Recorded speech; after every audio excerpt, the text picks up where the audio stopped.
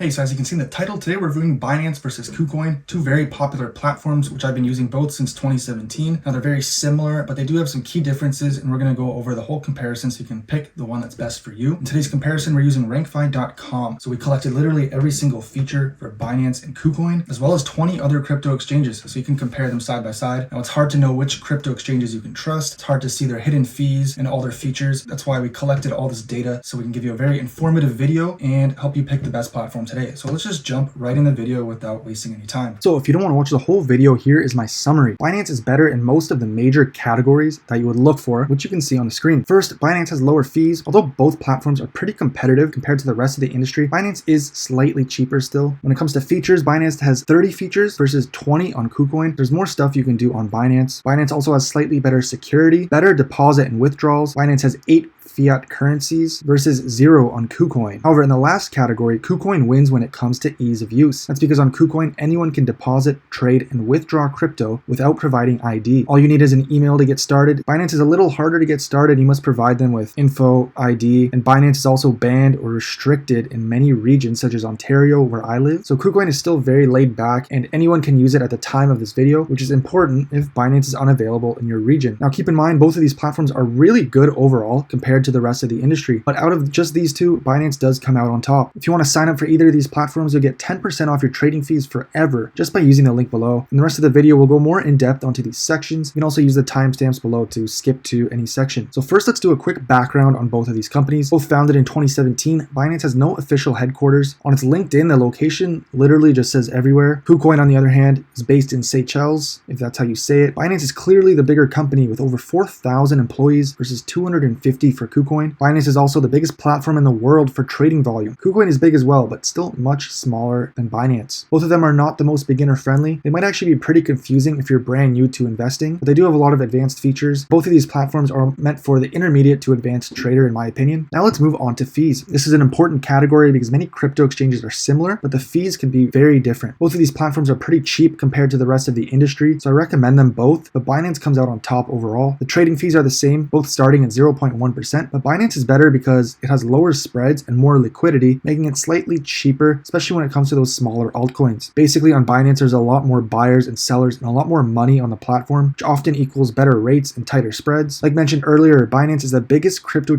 exchange in the world by trading volume. Both platforms also have their native utility token called BNB, which is Binance Coin, and KCS, KuCoin token. These give you discounts on the exchange for things like trading fees and more. Overall, both platforms are inexpensive, but Binance comes out on top, slightly cheaper because it's significantly bigger with the trading volume and number of users and all of that. Moving on to features, Binance won as well, but both platforms have a lot to offer. Looking at Binance, they have over 30 features. It's kind of like the Amazon of the crypto industry. They just offer everything. There's 400 plus coins, margin, staking, different types of rewards, an NFT marketplace, crypto loans, the Binance Visa card, which isn't available in Canada yet, as well as things outside of the Binance.com website. They have the Binance Smart Chain. They own the popular Trust Wallet. And did you know Binance also owns CoinMarketCap? The downside with Binance is regulators are reaching out to Binance and they pulled their services out of Ontario and quite a few other regions. Now, they are supposed to be coming back, but they might restrict certain features when they come back. So if you just want to trade cryptocurrencies, Binance will be fine. But if you want to use any of the other features, they might not be available and it's completely dependent on your region. KuCoin, on the other hand, has 20 plus features and most of these are offered in every region because they're so laid back with their KYC. Now, some things like the token launch platform or buying crypto with a credit card do require KYC. I'll cover that more near the end of the video, but KuCoin has a lot of features as well, such as 500 plus, almost 600 cryptocurrencies, which is more than Binance. They have really popular trading bots, which have a lot of views on some YouTube channels. They have KuCoin Earn with staking and different yields. There's the KCS bonus. So if you hold 6 KCS, which is the KuCoin token in your account, you get a daily reward, which is pretty cool, and a bunch of other stuff as well. Both platforms have mobile apps and web platforms, which are very similar layouts. And in my 4 years of using both of these platforms, I've never had an issue with the apps or the websites. They all work very well. I've never needed to contact customer support either, which is a good sign, but that is just my own personal experience. Binance does come out on top for features slightly because it has more features. The KuCoin actually has 100 more cryptocurrencies than Binance. So ultimately, it just depends what you're looking for in a platform. They both have a lot to offer. Okay, looking at security, both of these platforms are similar as well. Starting off with Binance, which we have at the top here, it's founded in 2017, same time as KuCoin, which was also founded in 2017, which is down here. Binance does use cold storage as as most of the platforms here. They also do have an insurance policy, which is called their Safe U Fund, which stands for Secure Asset Fund for Users. Now, basically how this works is a percentage of Binance's trading fees go into this fund. 10% of all trading fees go into this fund. And if there's ever a hack or an issue, this fund will be used to pay its users if there's ever a hack or something like that. Now, there is sometimes a lot of money in this account, and they have used this asset fund before when Binance had a hack in 2019. So just because a crypto exchange has a hack doesn't mean it's a bad platform. As you can see in this list, more than half of the platforms have had some type of incidents, which is crazy. But let's take a look at Binance. So hackers stole $40 million from the cryptocurrency exchange, and this was all the way back in 2019, so not too long ago. The good news is Binance covered the losses for its users, so no users on the platform actually lost any funds. As you can see, the hackers stole 7,000 Bitcoin, equivalent to 40 million at the time. But the good news is Binance used this SafeU account and all the trading fees to pay back its users. And as far as security features inside your actual account, Binance has all of the regular stuff, such as two-factor authentication, 2FA for withdrawals. You can add crypto addresses to your whitelist. You can view your login history, so your IP addresses, who's logging in from suspicious locations, stuff like that. You can obviously withdraw crypto from the platform to a hardware wallet, and they do require KYC now, so you have to give them ID to start trading on the platform. And lastly, here are some extra security features and stuff that I might have missed. As far as their company security features, they're starting to become compliant in a lot of countries because they're dealing with regulators. There's Binance US, there's Binance AU for Australia and more. And they're also supposed to be coming back into Canada because they are talking with the Ontario regulators, and they still are in other Canadian provinces. Now let's get KuCoin near the top here. So they were founded in 2017, same year as Binance. There's no info on if they use cold storage, and not much info about the company, but most platforms do use cold storage. I assume KuCoin does. However, there's no info there. They do have an insurance policy similar to Binance. However, this is with a third party called On-Chain Custodian, and there's not much info that I'm able to find. There is this article, but again, there's not too many details. KuCoin also did suffer a hack as well, which was in 2020, and this was a really big one. It was for $285 million back in 2020. The good news, just like Binance, they were able to recover the funds. So 16% of the funds were from that insurance fund that I showed you, and the other 84% was actually recovered. So they somehow found the hackers or whatever, and they recovered 84% of the funds. And just like Binance, no users actually lost any funds off the platform, which is good. And looking at the security features in your account, KuCoin has 2FA. They have 2FA for withdrawals, address whitelisting, view login history, crypto withdrawals are allowed. And the only difference is they have partial KYC. So you can actually start trading with just an email address or a phone number, and you can withdraw up to 1 Bitcoin a day without having to verify your account. That's the main difference with KuCoin. And they are less regulated and less licensed in countries. So who knows how long that's going to be, but right now they have partial KYC. And if we look at the KuCoin review, there's not much info on the company security features. And looking at the user security features, they also have other stuff like biometric login on the app, Touch ID, Face ID, 6-digit trading password, and some other stuff, most of it which we already went through. So overall, both platforms are relatively safe. As far as crypto exchanges go, these platforms are safe, especially Binance, which takes the edge and I think is the more safe platform simply because it is significantly bigger, has significantly more money and volume and users on the platform, and it's just also more clear with its insurance policy and things like that. So I give Binance the edge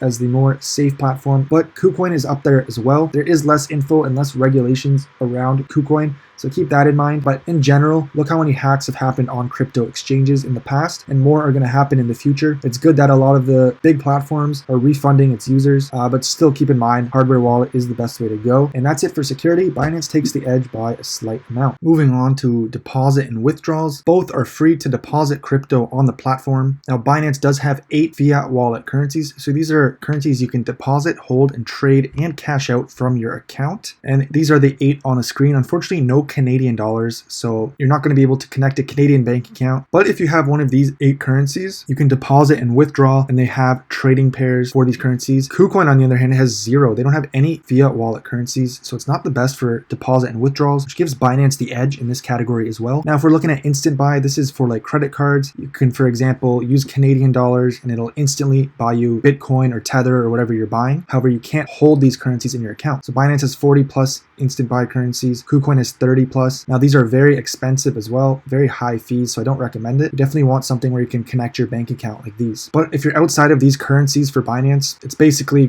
not going to be helpful for you. So if you're in Canada, it might as well be zero. Both of them are not the best for fiat deposit and withdrawals. Both of them have credit debit card purchases, however, very expensive. Both of them do have a peer-to-peer exchange, and Binance does let you withdraw fiat currencies, but again, it's only these 8 that you can see on the screen. And since KuCoin has no fiat wallets, you cannot withdraw fiat. You're gonna have to withdraw crypto to cash out of the platform. If we're looking at the fiat withdrawal limits, it's 50K for the first verification on Binance, and then 200K, that's every 24 hours. On KuCoin, it's not applicable because there are no fiat currencies you can withdraw. And the crypto withdrawal limit is this for Binance for every 24 hours. This is the first level of verification. This is the second level. And KuCoin is a little different. Since they have partial KYC, you can withdraw up to 1 Bitcoin per day, which is good for most people, without providing ID. This is just an email address. You need to sign up. That's pretty cool. Hopefully that stays like that for a while. But if you need more than that, you can withdraw up to 200 Bitcoin per day for going through their KYC process. So Binance does get the slight edge if you have one of these currencies that you're using. Other than that, the deposit and withdrawals are the same. KuCoin has no fiat wallets at all, but it is better if you're trying to use a platform that has limited KYC. Now moving on to ease of use. This is where KuCoin is the better option. KuCoin does not require ID to deposit crypto, trade, and withdraw crypto. You don't need ID, but Binance does require ID to trade and withdraw and all of that. So if you're looking for somewhere where you can get started quickly, or if Binance is banned in your country, restricting features, stuff like that, such as Ontario, KuCoin is still a very laid-back option at the time of this video, and you can sign up and get started with just the email address. Now this could be a pro or a con because KuCoin is not licensed in many areas and regions. However, KuCoin is a very big platform as well, and it's just a pro and con depending on what kind of platform you're looking for. I use both of them and they're good. When you look at the actual user interface, ease of use and stuff like that, both platforms are shockingly similar dashboard, similar user interface.